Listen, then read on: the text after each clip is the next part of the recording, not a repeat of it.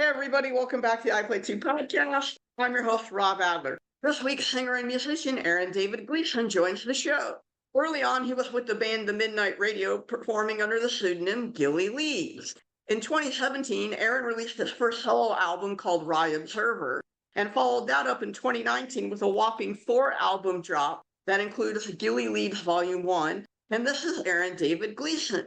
And now, along with Emma Freeman, they make up the band Pleasantville, which has recently released These Embers, a 9-song album that includes their debut song, Steel-Eyed, and their 4th single, The Universe is Loud.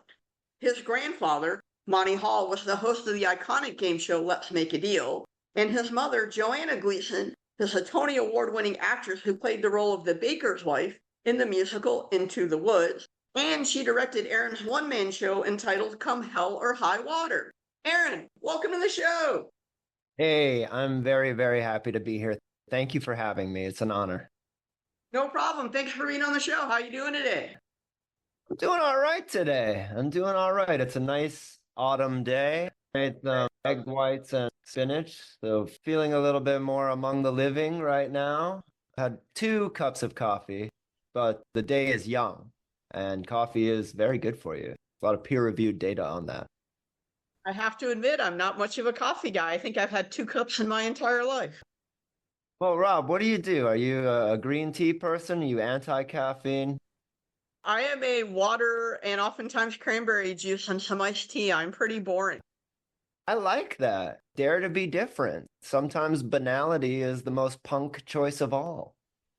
And to make matters worse, I'm not an egg person either, nor really a breakfast food person. I'm more of a sandwich and pizza kind of guy. Listen, Rob, we're going to find our Venn diagram of friendship here on the cues at some point in time. So don't worry about it. I think the intersection is called music. Ah, well played. Well played. Thank you very much.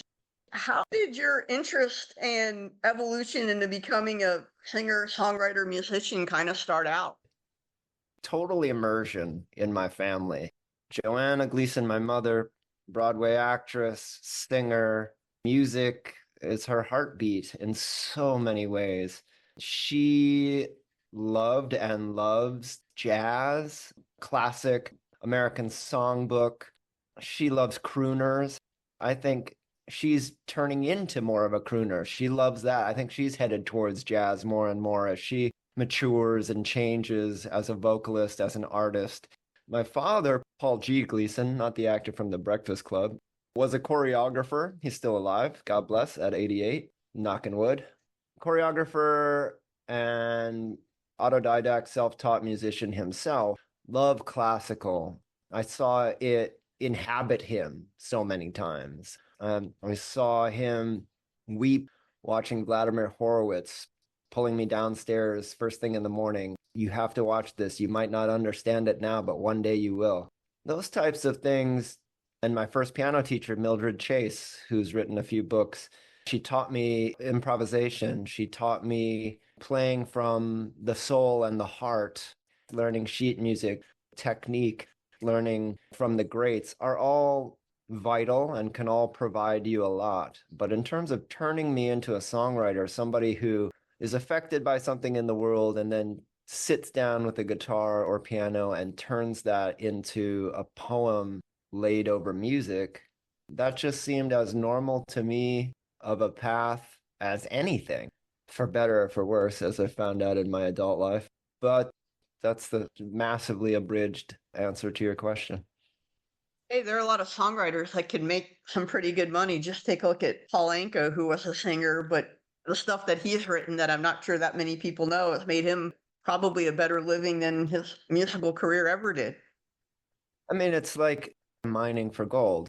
And there's a lot of good miners out there, but you have to be standing in the right place at the right time to hit it. And Paul Anka, for instance, as you alluded to, the French song, it's not on the tip of my tongue, that he was inspired to write My Way from. Then he writes My Way, gives it to Sinatra, and the rest is history.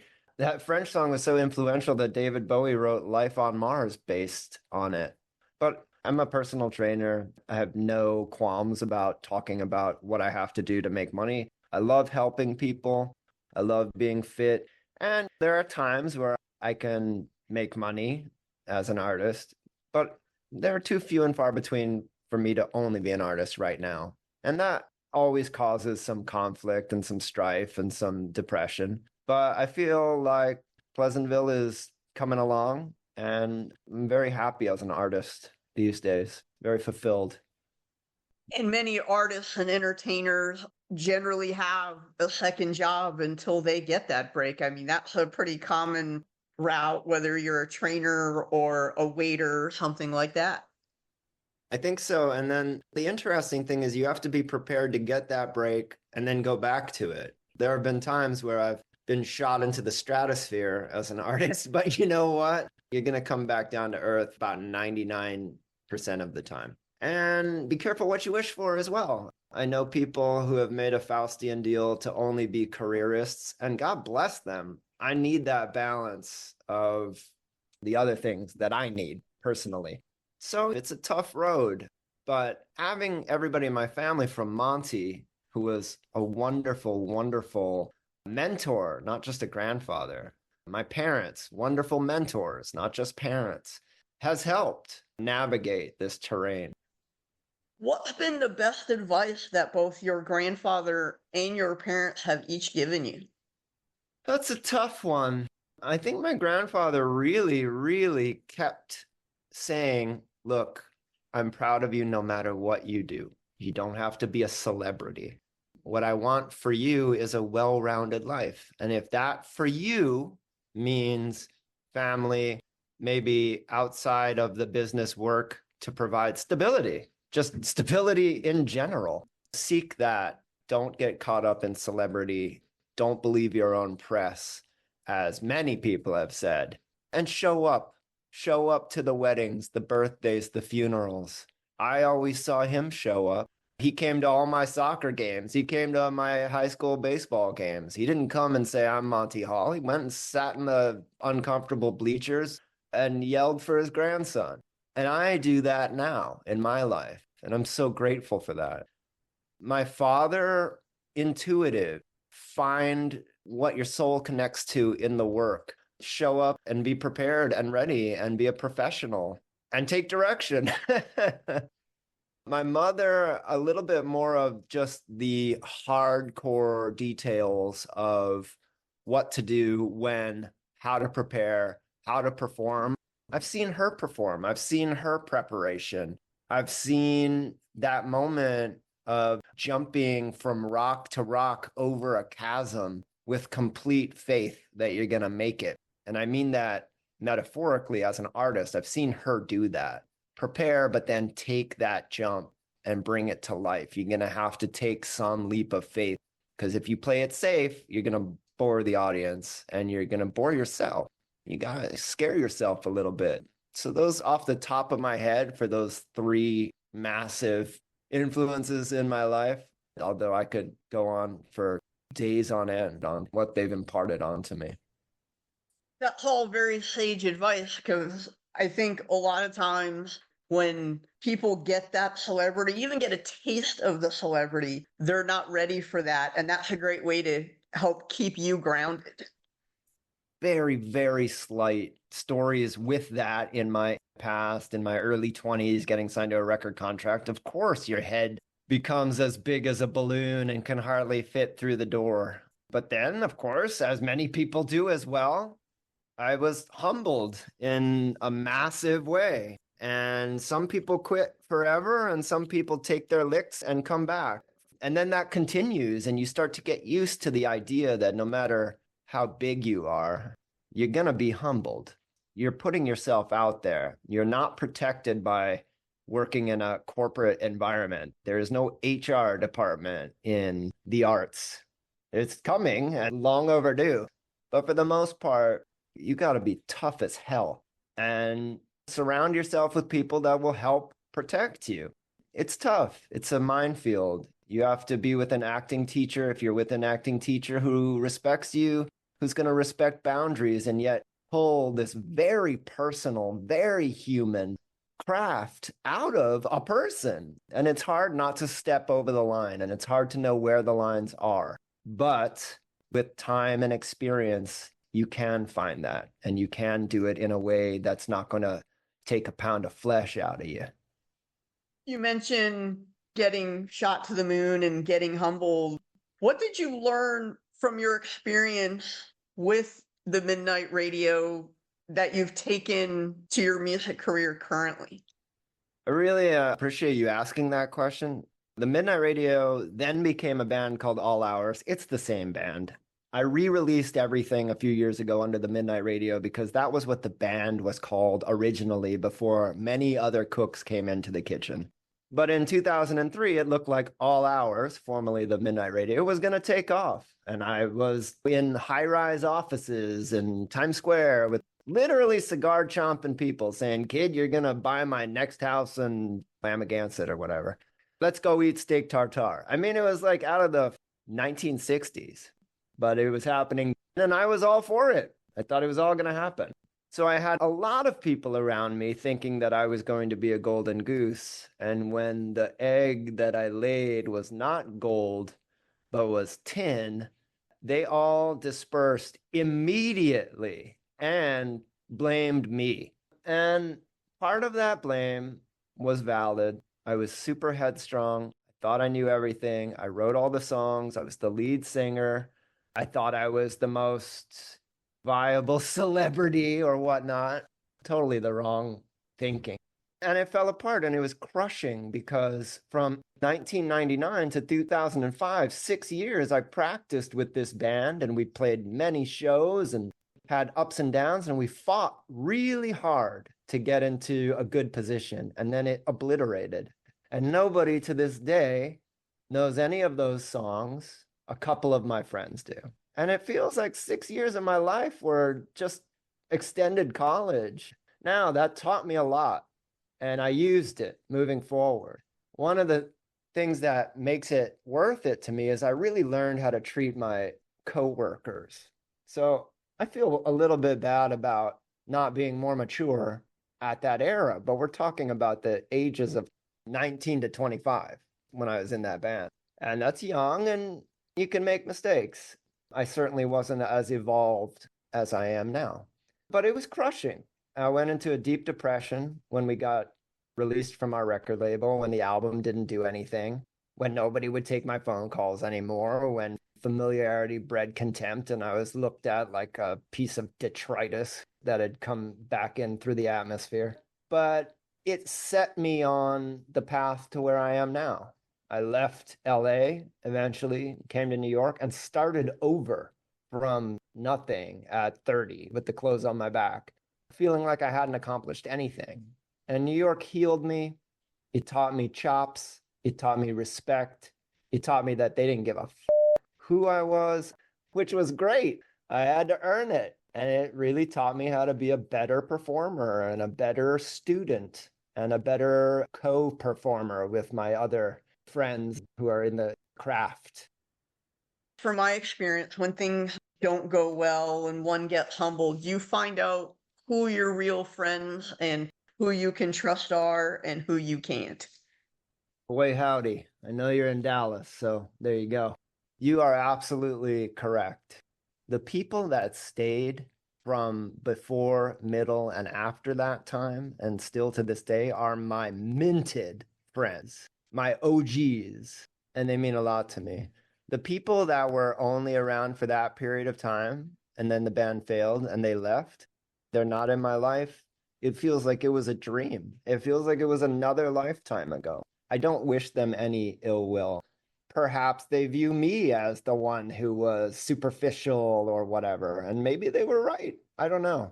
I have reached out the olive branch to some people and had wonderful conversations. It might not lead to anything, but it feels like closure. But not all. There are some that are lost to the sands of time, and I have to be okay with that. In some situations, time does heal wounds because everybody gets older and generally a little bit calmer and wiser too. Yeah, that's true. You mentioned that New York healed you. In what ways did it do that? Well, I came to New York and thought I was king shit, which was part of my problem in LA. And I got eviscerated everywhere I went. I went to an agency. The guy was like, "What are you doing in here? Your resume sucks. You're not prepared. You seem very self-satisfied." That stung like a son of a bitch. It still stings to this day. That meeting really hurt. I sat in that meeting at a very well-regarded agency, and the agent said, "Look, I get my pick of the litter from Juilliard. What would I want to do with a 30-year-old burnout?" That hurt. But it lit a fire in me, and I thought to myself, okay, well, I have some work to do. And this gentleman lit the fire and is going to be the catalyst for that. I do not begrudge that person for saying that. It lit a fire under me and it's still burning. And so I went to Stella Adler School of Acting and started over. And I was 30 and everybody else in that class was 19 or 20. And that was humbling. But I had a passion and I worked hard and I was given opportunities and I started winning some auditions and winning some parts and got a chance to act in some lovely theaters in New York. And also, the music was starting up again from myself. A wonderful gentleman named Phil Bond gave me a chance to sing at 54 Below. I went up to him before the show and said, "I don't think I belong here. I'm going to give you that check you gave me back. I don't think I can hang with these people." And he grabbed me by the shoulders and said, "I hired you for a reason. I know you can do it. Don't let me down." And I walked away from that thinking, okay, all right. And I did very well at that performance. Not as well as I would do in subsequent performances because I was still nervous.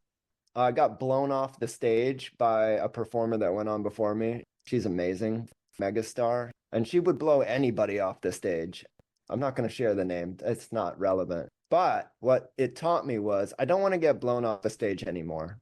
This is all in good, friendly competition to entertain an audience. We're all in this together. And that lit a fire under me. But also, I was getting these people taking flyers on me.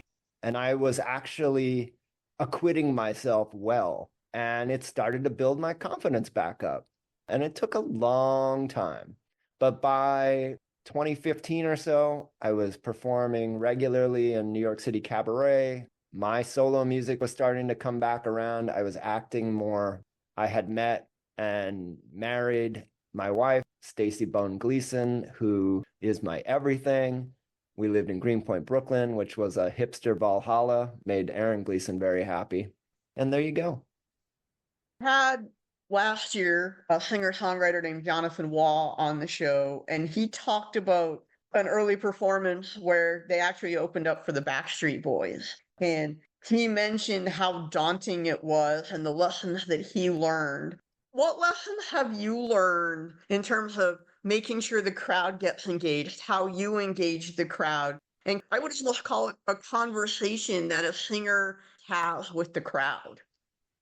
I remember really vividly my mom coming to a show, and it was not well attended. And it was after some strife in America, and people were just kind of taxed, to say the very least. So I was at this show and I was performing, and the audience reaction was tepid.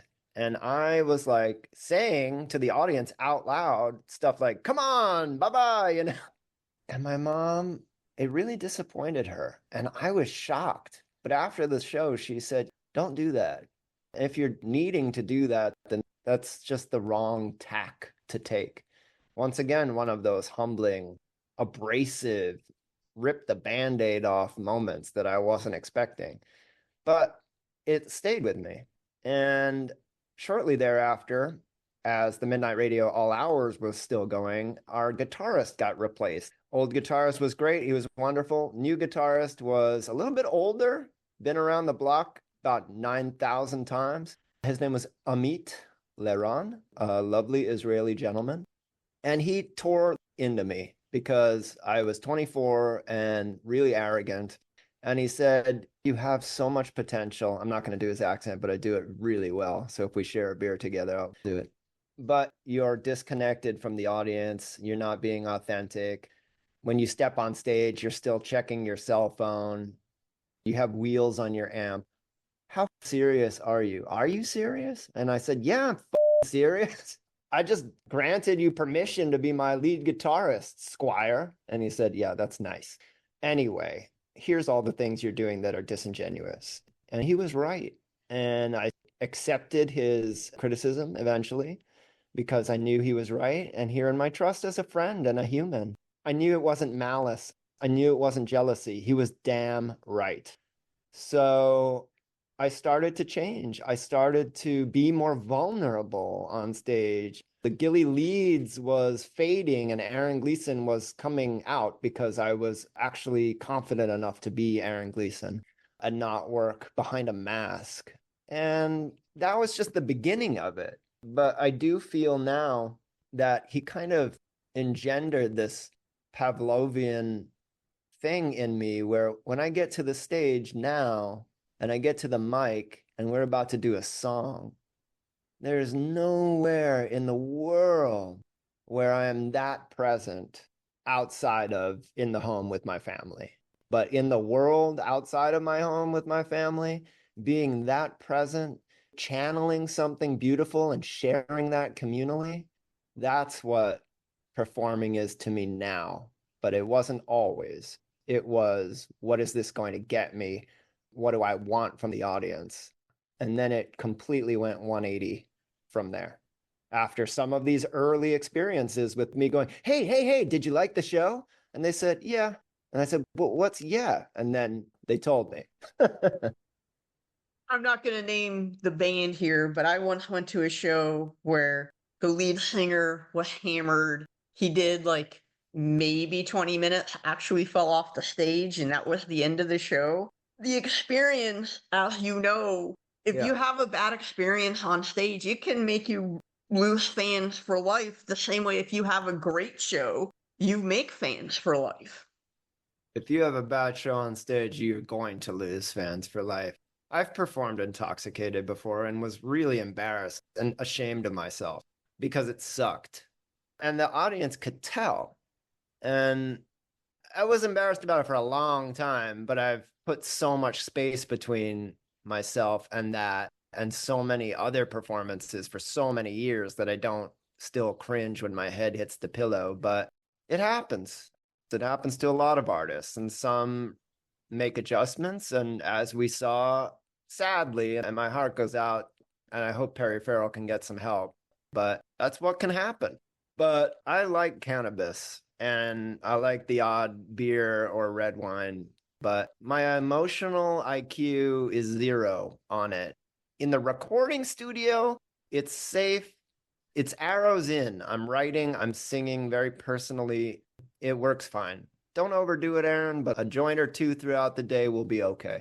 I absolutely have to be sober when I perform live because what I want the audience to experience is me saying these things openly and as vulnerable with my nervous system on full display as possible. And it took a little while to figure out that that's the best way to do it. But they can't see through the haze, literally. And so you got to take that away. You got to be real. You got to be a raw nerve. You got to open a vein. You got to leave some blood on the microphone. But if you're pleased with yourself and you're in your own world, then I don't think you're going to move anybody. I also think being raw on the microphone makes the artist a little bit vulnerable in a sense that the audience can relate because they have times where they're vulnerable as well. You're brave enough to be vulnerable out there, and they can live vicariously through you. And that's a beautiful, beautiful service to provide. Since we're talking about performing on stage, how did the Pleasantville band get started and come to be, and what's the goal heading forward? There's an engineer named TJ Elias who I made a record with called Wry Observer, and Brad Lindsay was the producer. And that was my first true solo album after all these years. And it really got me going again in 2017. And they really gave me passion. And they put so much faith in me I don't think I had healed from the all hours midnight radio experience. And that healed me, made me feel worthy. These guys are pros. The fact that they wanted to work with me meant the world. So TJ called me up a few years ago and said, well, when are we doing Wry Observer Part 2? And I said, when I do the next thing, it's going to be with you because you've kept calling me, you've stayed my friend. And so I started going down to Atlanta where he has a studio last year. And the producer who wanted to work with me, besides TJ as the engineer, was a guy named Daniel Gleason, who's the bass player in the band called Group Love. Now, the odd thing is that my name's Aaron Gleason, and I have a son, and his name is Daniel Gleason. So I thought the synergy here is too nuts not to follow up on. And I fell in love with Daniel and TJ's studio and them. We started working in this really fun way, which was incredibly different from the Wry Observer way, which was also a fun way. That was more, I'm bringing in full songs, we're rehearsing a band and performing. This was, I have a bit of a song, but then I have this other song, or I have this sound, and we kind of just made this beautiful mosaic with all of those elements. And then I would send the song to Emma Freeman. We were never in the same room at the same time. And she would write her own parts, arrange her own parts, produce it, record it, and send it back. She was one of the first people ever in my life where I had no notes. I've never had a note for Emma. I've never said, do it again. I've only said, could you do more? So I feel incredibly lucky, even at this rancid late vintage in my life, that I'm working with somebody where it's just so smooth and easy and like we have a mind meld. And look, I'm older than Emma. We're in different eras and genres. And I think that putting us together would be nobody's plan on paper. And that's why it's working and cool, if I could be so bold. How did you and Emma meet up or get paired together? We were in the Fantastics together, and she was a kid, and we had a great time in that production, got to know each other a little bit. And years later, I put up an instrumental on TikTok saying, anybody have anything for this? And she popped up and put something on there, and it was freaking awesome. And I texted her and I said, could we do this as a whole song? We'll release it under your name. I'll produce it. And we put it out there. It's called Silver Cup. It's still one of my favorite things I've ever been a part of because it's a bit of a different type of song than I've ever written. It's a finger picking song. I'm definitely not known as a guitarist, but I managed to put this together and write this and perform it. And that was the start of our relationship outside of being in a show together. I didn't realize you were in the Fantastics. What role did you play? El Gallo, baby. Who else? I probably should have guessed that.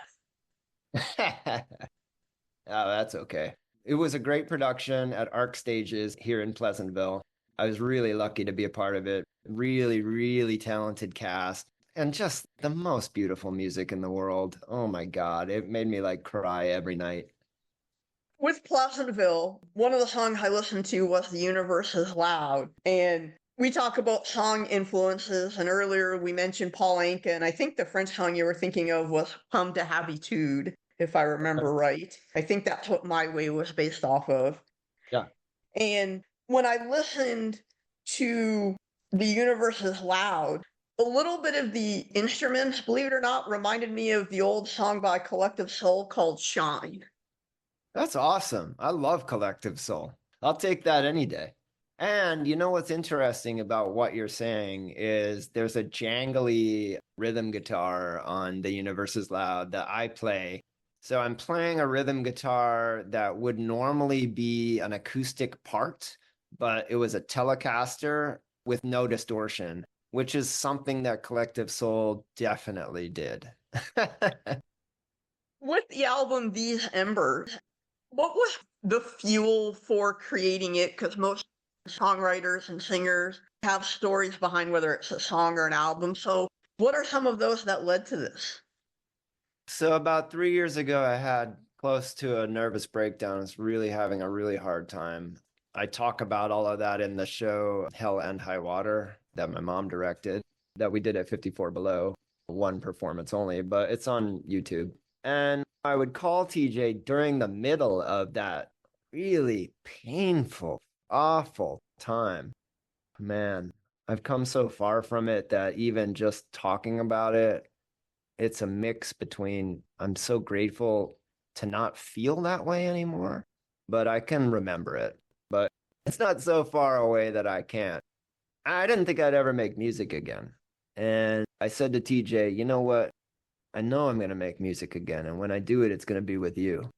And I'm in therapy. And my therapist said, you're going to Atlanta. I said, I don't know if I should do that. I don't know if you're going to Atlanta, Aaron. Okay, I guess I'm going to Atlanta. And we did 3 songs the first week, and it was exciting. It was thrilling. Also, David Gleason and Ben Homela down there are in Group Love, one of the current biggest bands, period. They went on tour with Pink all of last year. They're a huge band. And then that made me feel loved and appreciated. And I'm like, am I too old? Am I too this? No, they thought that was ridiculous. They loved it. They hung out the whole session. Ben, the drummer, could have left after he put his part down. He hung out every day, all day. And then what did I talk about on that album? Going through a fucking nervous breakdown, going through relationship ups and downs, going through thinking, I don't know if I'm going to even hang on to my marriage because I'm so crazy and this is painful and I don't know what to do. The universe is loud. Embracing going out into the world again after a long stint of having an international global pandemic, as well as 50 billion other things. But I'm on the other side of that. Cool. What am I going to write this album about? That. Because it's fresh and it's dead honest. And I'm not going to write some story about Carl who works in a bank and has coffee at his favorite diner every night. That's a good song, but that's another songwriter. And that has never been what I write songs about. Too bad. I wanted to hear more about Carl. I want to know what he had at the diner. Listen, he had some Gravlocks. He had coffee with 2 creams, 1 sugar. He's trying to cut down. And he's really there to talk to Sean, the guy in the kitchen. He fancies him a little bit. And they've had a little bit of a flirtation. But it's a little bit of a May-December thing. And neither one is really willing to take that next step. Thank you for playing along with me there. I appreciate it. No problem. So has Pleasantville gone on tour yet? Do you have shows lined up? What are the next steps? We have our big first major public performance October 24th at Arc Stages here in Pleasantville. I'm bringing Brad up from Tennessee to play lead guitar. Oh, Britton Ashford, who was in Natasha Pierre and the Great Comet, is opening the show. I'm a lifelong fan of hers. I'm so giddy that she's a part of this. We're friends. She's just tremendous. And these things that are like this, I went through this terrible hypochondria scare. I went through this terrible anxiety time, and I'm through all of that. But it was so recent. It was only 3 years ago. And it feels like these are all of the boxes that I'm checking about, am I healed? Well, not only am I healed, but I just feel like I'm in the best position I've ever been in. My marriage is strong. I have the most beautiful son that my wife and I are devoted to. I'm singing better than I've ever sung in my life at 45 years old. I'm nice to myself more than I've ever been in my life. I'm healthy. I'm going to live forever. And I get to have all my friends that did stick through the wars with me celebrate the end of those wars. And it's tremendously gratifying. And I'm so, so, so grateful. We're going to live forever. Would you mind sharing the formula for the rest of us? Because some of us might like to as well. Here's your answer. First of all, just follow my Instagram. You see that I'm like a freak for all of that stuff. So I do breathing exercises every day. I do the Wim Hof thing in the morning. Then I use this Power Breathe device, which is inspirational lung training, which has tons and tons and tons of benefits. My wife and I are pescatarians. It's basically the Mediterranean diet. We do really well with it. I'm a trainer and I work at a gym, and it's my goal at 45 to whip anybody's ass, no matter what their age is. So keep that fire burning, have that sense of community. You have to have community.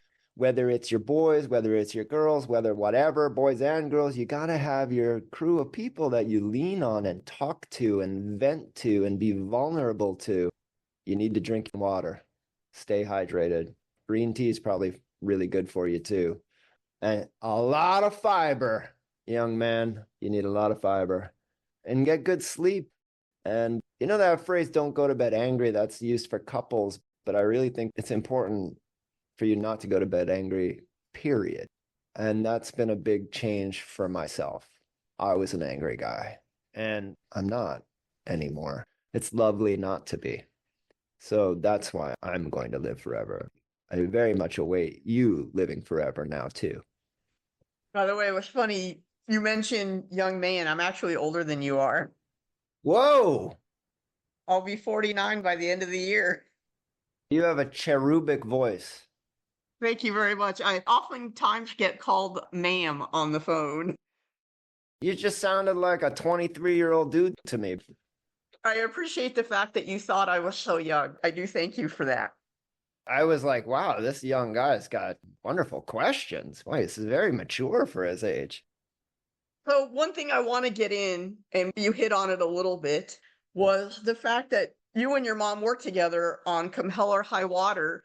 How did that come about? And what was it like to work with your mom on a professional level? She's real and a real director, and warm and fuzzy when she needs to be, but not overly so. So I was coming out of that dark period, and my friend Darnell White said, I'm going to book you at 54 Below. You need to get your fucking ass going.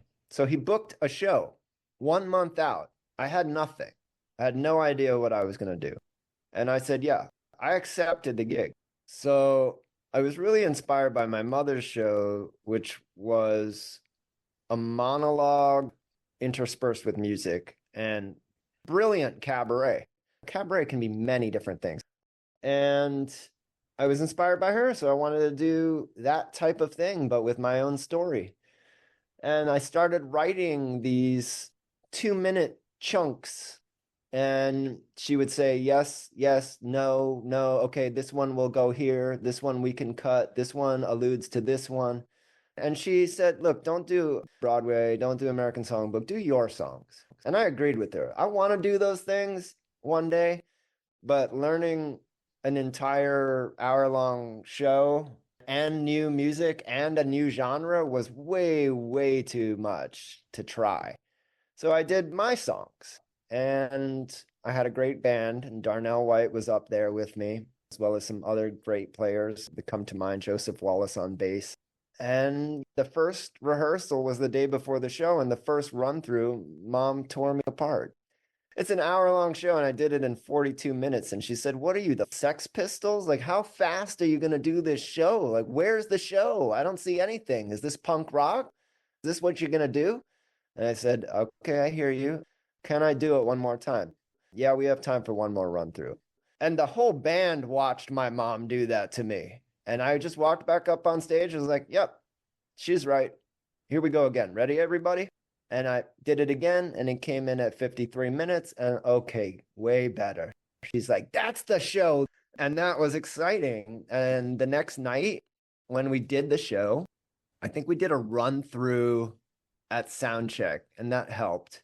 So that run-through was only the third time I'd ever done it with the band.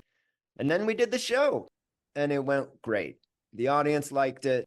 It's a good show. It's not a perfect show. It was my first time ever doing the show. I could refine it more. I could get better at it. But to be back on stage after thinking I would never do music again and to tell a very, very personal story was a big breakthrough.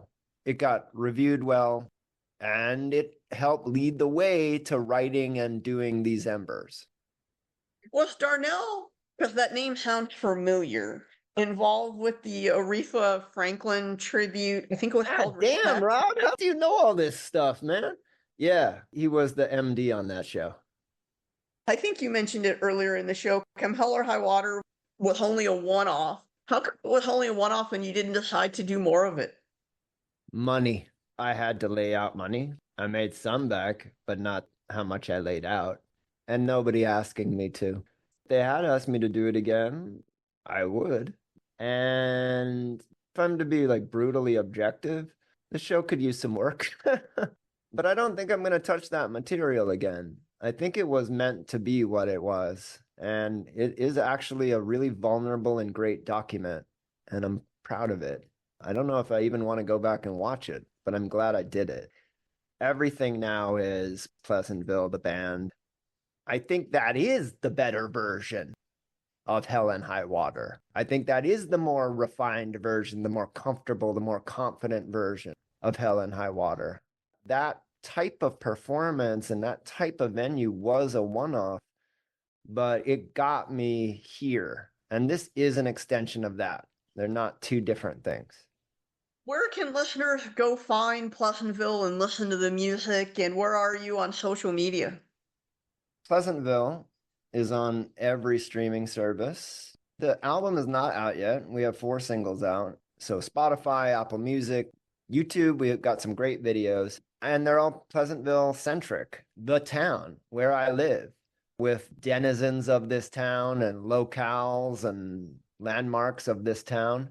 And for somebody that grew up in Hollywood and then was in New York and was around celebrities, though it meant nothing to them or me to be a celebrity, living in a smallish community outside of the bright lights and making that the thing that I dive into and lift up and tell everybody in the world that it lifted me up.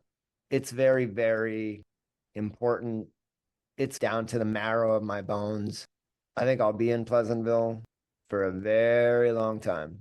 So where can they find it? Anywhere, but also on the map. Aaron, I want to thank you so much for coming on the I Play 2 podcast today and talking about your experiences in the music industry, what you've learned, getting an opportunity to work with your mom, and of course, your current project, Pleasantville. Best of luck with Pleasantville and continued success wherever your music career takes you. Thank you again, man. You know what? I had no idea what to expect meeting you. I've really loved this conversation. I've been on some podcasts before, and your questions were so lovely and thoughtful, and you're lovely and thoughtful. So I really look forward to hanging out with you one day. And thank you so, so much. It was a real fun time and a pleasure. Thank you.